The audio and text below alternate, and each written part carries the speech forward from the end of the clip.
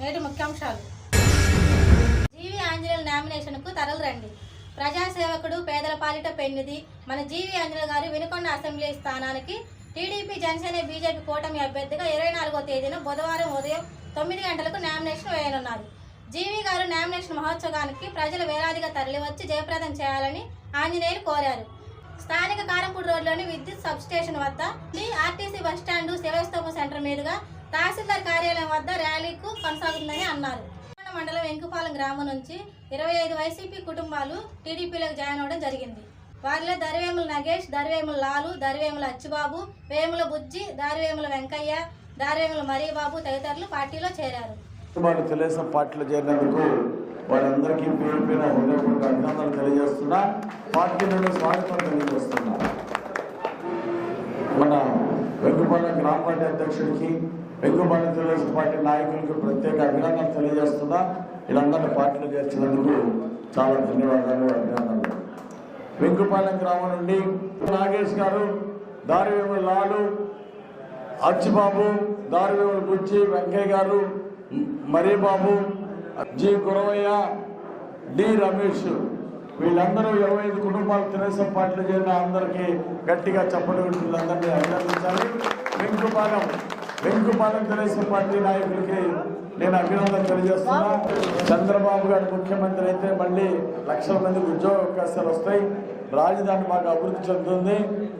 Bollapalli వరకిపూడిసల project పూర్తవుతుందని, అలాగే తాగునీరు, ఇంటింటికి మంచినీళ్ళు ఇచ్చే చంద్రబాబు గారికి మా ఓటని వీళ్ళందరూ కూడా తెలుగుదేశం పార్టీలో చేరినందుకు హృదయపూర్వక అభినందనలు, ధన్యవాదాలు తెలియజేస్తున్నా.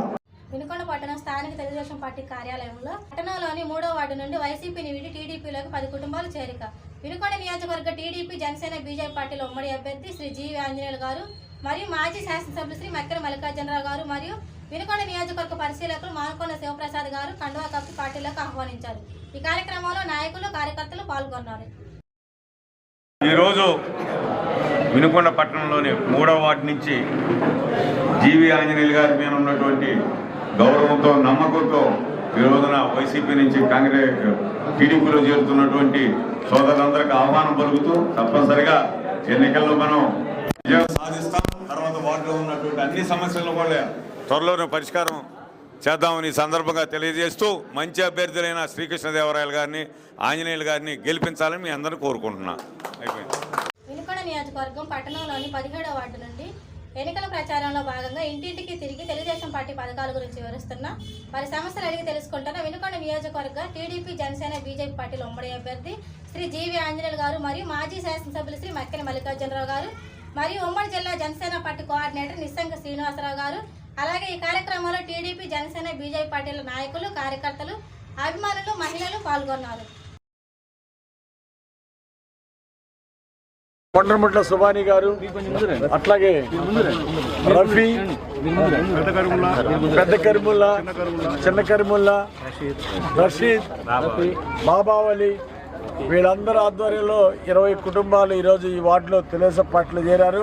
వైఎస్ఆర్ పార్టీ నుండి బలమైన నాయకులు ఈరోజు తెలుగుదేశం పార్టీలో చేరటం ఎంతో అభినందనీయం. వీళ్ళందరికీ తెలుగుదేశం పార్టీ తరఫున సాదరంగా స్వాగతం తెలియజేస్తాం.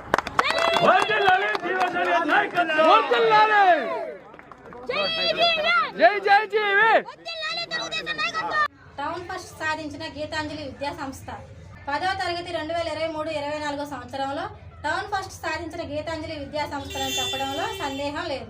సంవత్సరం ఏదైనా రికార్డులు బద్దలు కొట్టాలంటే గీతాంజలికే సాధ్యం. గత 15 సంవత్సరాల నుండి టౌన్ ఫస్ట్ వస్తున్న విద్యా సంస్థ గీతాంజలి. బి వర్షిత 594, ఏ సుధీర్ 593, కె మణికౌశిక్ 591, ఎన్ తరుణశ్రీ 588, జి లహరి 587, కె వాసంతి 587. వీరిలో 570కి పైగా మార్కులు సాధించిన వారు 31 మంది, 550కి పైగా మార్కులు సాధించిన వారు 72, 500కి పైగా మార్కులు సంపాదించింది 153 మంది.